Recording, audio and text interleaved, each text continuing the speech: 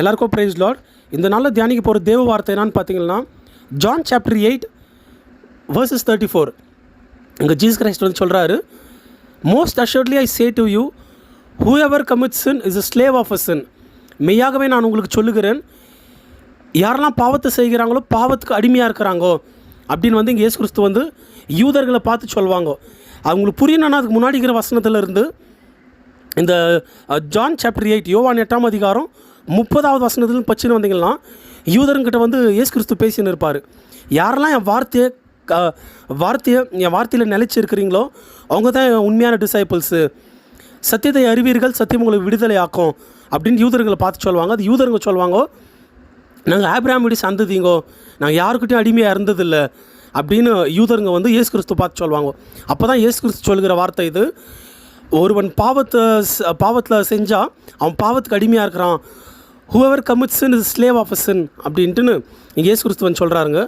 அப்போது ஒரு விஷயம் நம்ம புரிஞ்சுக்கணும், யாரெல்லாம் பாவம் செய்கிறாங்களோ நம்ம நினச்சிக்கிறோம் ஒரு மாதிரி அதை என்ஜாய் பண்ண செய்கிறாங்கன்ட்டுன்னு, அதுதான் இல்லை. யாரெல்லாம் பாவத்தை செய்கிறாங்களோ பாவத்துக்கு அடிமையாக இருக்கிறாங்க. இப்போ ஒரு எஜமான்கிறான்னா அவங்க கீழே இருக்கிற அடிமை வந்து அந்த எஜமான் சொல்கிற மாதிரியெல்லாம் கேட்கணும்.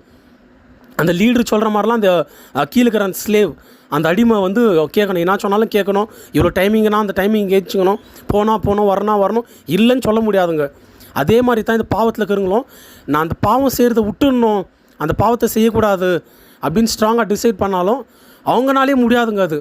ஏன்னா அந்த பிசாசு வந்து இந்த பாவத்தின் எஜமானாகிய பிசாசு அவன் விடமாட்டாங்க. அந்த அவங்களுக்கு அந்த ஞாபகம் படுத்தி அவங்க வீக்னஸ் வந்து க்ளீனாக பிடிச்சி வச்சுன்னு இருப்பான். அவங்கனாலே இது விட்டுணுன்னா கூட அது அந்த பாவத்தில் அவங்க என்ஜாய் பண்ணலன்னா கூட எனக்கு வானாப்பானா கூட விட முடியாதுங்க. ஏன்னா அந்த பாவத்தை வந்து தொடர்ந்து செய்ய வைக்குவான்.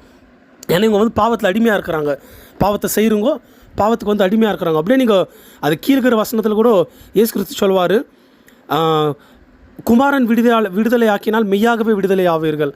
அப்போது அந்த பாவத்திலேருந்து விடுதலை நம்ம பெறணும்னா அது ஒரே வழி தான் நம்ம கர்த்தராக இயேசு கிறிஸ்து தான்.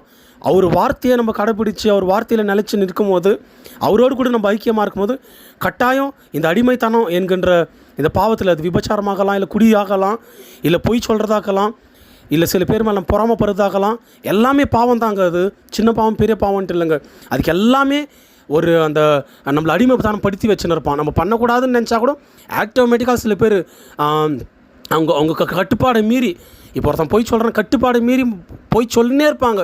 அது ரெகுலராக வந்துனே இருக்கும் அவங்களுக்கு. அந்த மாதிரி ஒரு ஸ்லேவரியில் இப்போ குடிக்கிறவங்க கூட சரி, என் உடம்பு நல்லா இருக்கணும் குடிக்கூடாதுன்னு நினைக்குவான், அதை என்ஜாய் பண்ண மாட்டாங்க.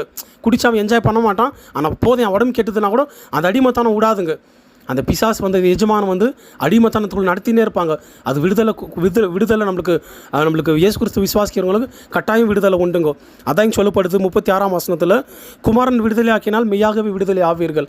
அப்போ அந்த அடிமைத்தனத்தில் நம்ம விடுதலை ஆக்கிற ஒரே ஒரு நம்ம கர்த்தராக இயேசு கிறிஸ்து மாத்திரம் தாங்க. அவரே நம்ம விசுவாசித்து அவரோட வார்த்தையில் கடைப்பிடிச்சு அவரோடு கூட நிலைச்சுன்னு இருக்கும்போது கட்டாயம் இந்த அடிமைத்தனத்தில் நம்ம வெளியே வரலாங்க. ஆமென்.